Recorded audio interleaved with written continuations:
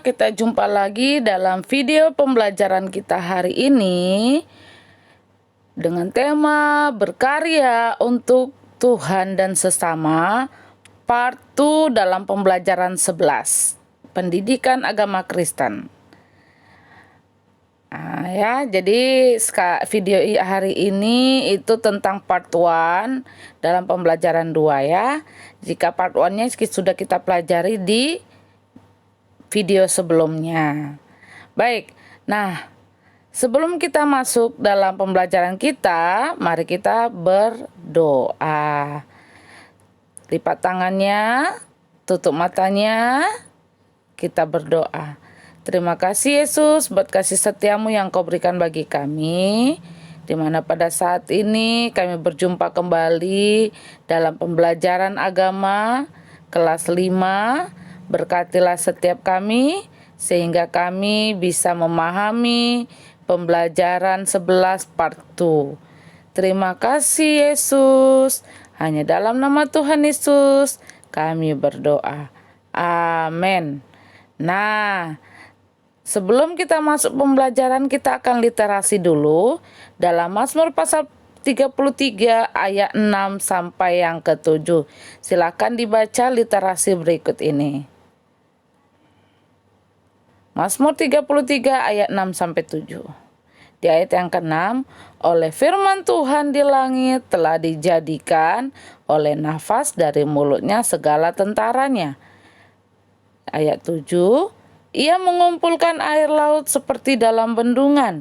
Ia menaruh samudera raya ke dalam wadah. Oke, jadi literasi kita hari ini 2 ayat ya. Baik, kita akan masuk dalam pembelajaran kita berkarya untuk Tuhan dan sesama, pembelajaran 11 part 2. Itu kita akan mempelajari yang pertama, materinya macam-macam talenta. Nah, ya, jika di video sebelumnya kita sudah belajar tentang apa arti berkarya, apa macam-macam karunia Roh Kudus, dan jenis karunia-karunia Roh Kudus, maka part 2 ini kita akan belajar tentang macam-macam talenta, itu di D. Lalu materi E, berkarya untuk Tuhan dan sesama, F, berkarya bagi Tuhan, dan G, berkarya untuk sesama. Nah, jadi ada 4 materi kita hari ini ya. Baik, kita akan mempelajarinya satu persatu. Nah, ketika kita lihat persamaan dan perbedaan berikut karunia roh dan talenta. Nah, ini perbedaannya, persamaannya ya. Persamaannya keduanya adalah pemberian Allah. Keduanya menjadi makin efektif ketika makin sering digunakan. Jadi kalau karunia roh dengan talenta itu persamaannya ini, pemberian Allah dan akan lebih efektif jika sering digunakan. Tapi apa sih perbedaannya? Nah, perbedaannya ini, kalau talenta diberikan kepada semua orang tanpa memandang kepercayaan. Percaya kepada Kristus atau tidak itu akan diberikan ke semua orang. Jadi semua orang itu sebenarnya memiliki talenta. Nah, tetapi kalau karunia roh itu karena Allah yang berkehendak menganugerahkan kepada orang-orang tertentu saja. Ya, itu untuk karunia roh. Jadi talenta itu biasanya ditunjukkan kepada bakat alam, yaitu bakat dan kemampuan yang ada sejak lahir. Nah ya, ini kita yang macam-macam talenta tadi ya. Nah, dia akan ada itu biasanya menunjukkan kepada bakat alam, yaitu bakat dan kemampuan yang ada sejak lahir. Jadi dikatakan bahwa talenta itu adalah bakat atau kemampuan yang diberikan Tuhan sejak lahir atau sejak kecil. Nah, Tuhan memberikan kita talenta supaya kita dapat berpartisipasi aktif dan berinteraksi dalam kehidupan bermasyarakat dan berjemaat. Nah, jadi setiap orang diberikan bakat alamiah yang berbeda-beda ya. Ada yang berbakat dalam bidang musik, ada yang dalam bidang kesenian, matematika, lingkungan, dan masih banyak lagi. Talenta-talenta. Jadi berbeda talenta dan karunia roh ya. Ini yang pertama. Dan yang kedua bisa dilihat di sini persamaannya. Persamaan talenta dan karunia roh itu digunakan untuk kepentingan yang lain, bukan untuk pribadi. Persamaan yang ketiga itu merupakan perintah agung. Jadi keduanya itu merupakan perintah agung yang berhubungan dengan mengasihi Allah dan sesama. Nah, tetapi perbedaannya ada di sini. Kalau karunia roh itu dimiliki oleh orang Kristen dan hasil dari kuasa Roh Kudus. Tapi kalau talenta itu dimiliki semua orang dan hasil dari genetik dan latihan. Jadi semua orang bisa memiliki talenta. Tetapi tidak semua orang bisa memiliki karunia roh. Nih ya. Nah, dalam Matius pasal 25 ayat 14 sampai 30 itu adalah perumpamaan tentang yang diberikan talenta. Ada yang diberikan 1, ada yang diberikan 2, dan ada yang diberikan 5. Nah, tujuannya sebenarnya itu untuk kemuliaan dan pekerjaan Tuhan di bumi. Nah, jadi talenta dalam Alkitab itu dipakai untuk beberapa pengertian, satuan ukuran, berat, dan mata uang Romawi ya. Nah, ini dia. Nah, baca Matius pasal 25 ayat 14 sampai 30 di sini. Ini di dalam buku ya. Halaman 164. Nanti anak-anak bisa kerjakan apa yang dilakukan dengan talenta yang hamba yang pertama tadi, hamba yang kedua dan hamba yang ketiga. Lalu tulis nanti di dalam bukunya ya. Oke. Nah, berkarya untuk Tuhan dan sesama. Kita diberikan talenta dan karunia roh itu untuk pelayanan kepada Tuhan dan sesama. Jadi karunia dan talenta itu perlu dikembangkan ya, karena akan lebih efisien, lebih efektif jika kita kembangkan. Tetapi dalam pengembangannya perlu pengorbanan. Apa saja pengorbanan? Latihan, kerja keras, semangat, dan pengembangan ide untuk lebih maju. Nah, tetapi tadi yang dalam Matius pasal 25 ayat 14 sampai 30 tadi itu ada perumpamaan tentang yang diberikan 1, 2, dan 5 talenta. Nah, di halaman 164 jangan lupa anak-anak tulis ya. Hamba pertama, hamba kedua, dan hamba ketiga. Jadi ada 3 hamba yang diceritakan dalam situ. Nah, apa yang dilakukannya dengan talenta yang diberikan? Lalu apa yang dilakukan Tuhannya kepada hambanya itu? Nah, makna apa yang bisa anak-anak ambil dari cerita hamba yang pertama, kedua, dan ketiga? Ditulis di bukunya ya, di buku Pak. Bila tidak muat boleh ditulis di notebook. Ya, tapi tulis halaman berapa. Oke? Oke. Itu menjadi tugas yang pertama, ya. Lalu kita masuk ke pembahasan kita F. Berkarya bagi Tuhan. Nah, berkarya bagi Tuhan. Nah, ada 3 hal yang perlu kita perhatikan. Yang pertama, tidak selalu diartikan sebagai bentuk pelayanan yang sempit dalam gereja. Nah, yang terbatas pada pelayanan di gereja saja, tidak ya. Contohnya tidak hanya bermain musik, tidak hanya tamborin, tidak hanya berdoa, bercerita, memimpin pujian, paduan suara, atau yang lain-lainnya yang berkaitan dengan gereja. Tidak. Jadi tidak selalu diartikan sebagai bentuk pelayanan yang sempit di dalam gereja. Tetapi berkarya bagi Tuhan juga harus dilakukan dalam bidang-bidang lain, seperti ahli ekonomi, perbankan, teknisi, ahli transportasi, hukum, militer, bahkan ibu rumah tangga di rumah sekalipun, atau pelayanan Tuhan penuh waktu, Tuhan juga ingin menyatakan kemuliaannya melalui hasil karyamu. Jadi jangan sia-siakan kesempatan yang Tuhan berikan ya. Lalu yang kedua, berkarya bagi Tuhan itu berarti kita juga melakukan aktivitas yang menghasilkan kemuliaan bagi nama Tuhan. Nah, bekerjalah sesuai dengan profesi. Seorang ayah itu mencari nafkah, melindungi keluarga. Ibu mendidik anak-anak, menunaikan tugas sebagai ibu rumah tangga. Seorang anak itu giat belajar di sekolah atau di kampus, membantu orang tua, dan sebagainya. Inilah merupakan wujud nyata berkarya bagi Tuhan. Nah ya, lalu yang ketiga, berkarya bagi Tuhan itu berarti apa? Kita mengembangkan setiap karunia dan potensi yang ada dalam diri dengan setia dan taat. Nah, inilah makna hidup yang sesungguhnya. Banyak orang yang memaknai hidup itu dengan menjalankan hari-harinya demi mengejar kesenangan belaka, kemampuan, bakat, dan talenta adalah perlengkapan senjata perang yang sudah Tuhan titipkan bagi setiap orang untuk dapat memaknai hidupnya dengan sempurna. Mari kita memaknai hidup dengan berkarya bagi Tuhan. Semua orang dipanggil dan diperlengkapi. Nah, ingat ya, semua orang itu akan dipanggil dan diperlengkapi untuk ambil bagian dalam pekerjaan pelayanan. Efesus pasal 4 ayat 12. Nah, dan semua orang juga akan diberikan karunia sesuai dengan panggilan Allah, sehingga kita dapat mendukung pekerjaan Kristus dengan dasar ungkapan syukur kita kepada Tuhan. Ini ya untuk materi bagian yang F, berkarya bagi Tuhan. Lalu kita masuk ke materi bagian G, berkarya untuk sesama. Dalam Kolose pasal 3 ayat 23 dikatakan, apapun juga yang kamu perbuat, perbuatlah dengan segenap hatimu, seperti untuk Tuhan dan bukan untuk manusia.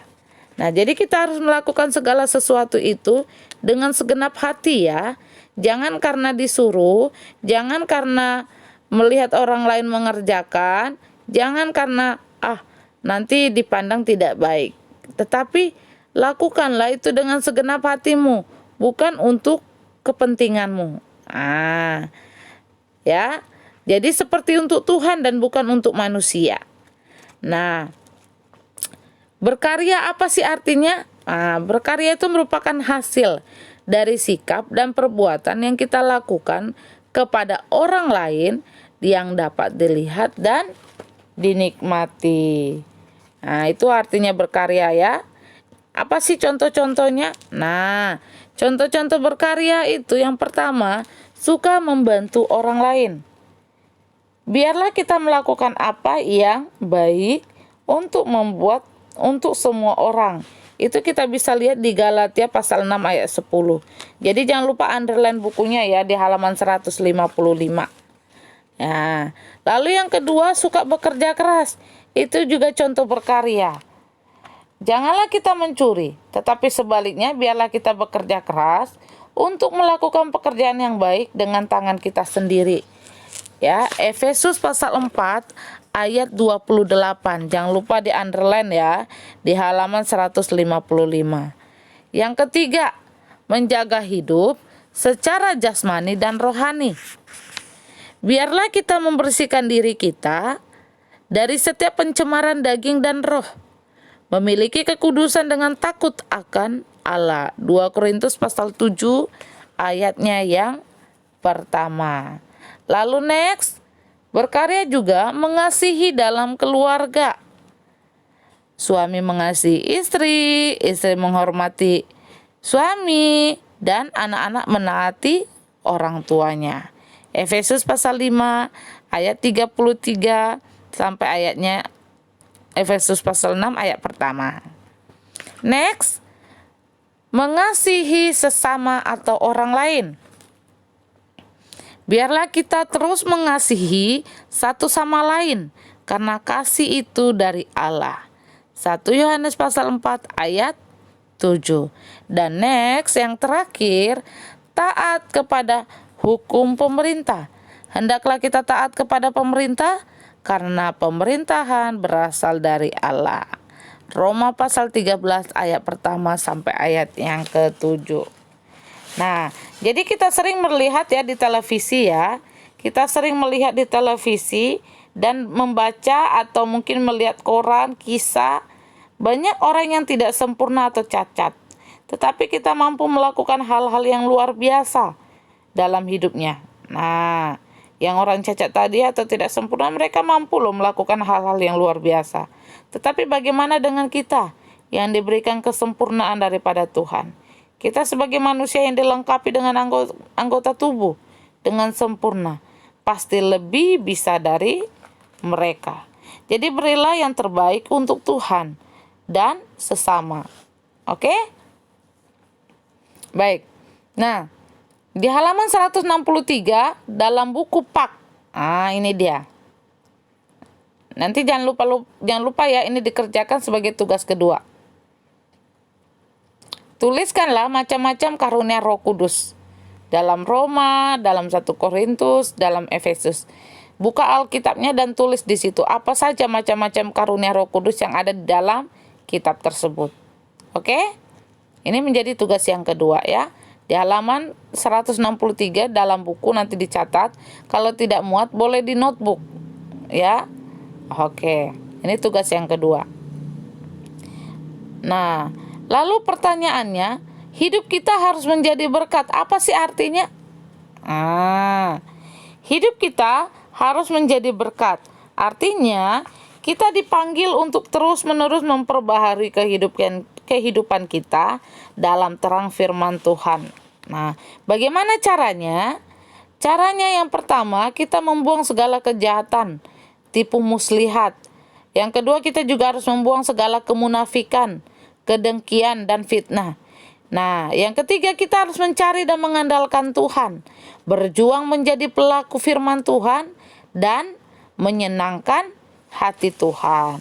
Itu adalah cara-caranya. Dan itu adalah gambaran hidup yang diberkati dan memberkati. Nah, marilah kita berjuang untuk memiliki hidup yang senantiasa memancarkan cinta kasih Kristus dan menjadi buah yang manis bagi sesama dan yang mempermuliakan Bapa di surga. Jadi pertanyaan untuk kita semua, sudahkah kamu berkarya untuk Tuhan dan sesama? Ada banyak hal yang dapat kamu lakukan. Tuhan tidak pernah meminta apa yang tidak kamu miliki, tetapi Tuhan meminta apa yang ada padamu. Apa yang kalian miliki dalam hidupmu, pakailah untuk melakukan, untuk melayani Tuhan dan sesama. Berkatalah kepada diri masing-masing bahwa aku pasti bisa. Oke, kita masuk dalam penjelasan Alkitab. Lukas pasal 13 ayat 6-7. Di sini Tuhan Yesus memberikan perumpamaan. Apa perumpamaannya? Tentang pohon ara yang tidak berbuah. Akibatnya, jika pohon ara tidak berbuah, maka akan dipotong atau ditebang karena tidak pernah menghasilkan buah. Begitu juga dalam kehidupan kita. Saat Tuhan memberikan kesempatan bagi kita untuk berbuah, untuk berkarya, maka lakukanlah dengan segenap hatimu, dengan sebaik-baiknya. Lakukan, kembangkan talenta yang Tuhan berikan. Dan kembangkanlah karunia roh yang Tuhan telah berikan. Pakai, lakukan. Dan jika kita didapati tidak berbuah, maka hal yang sama pada pohon ara akan berlaku bagi kita. Talenta yang Tuhan berikan akan diambil kembali jika kita tidak mengembangkannya.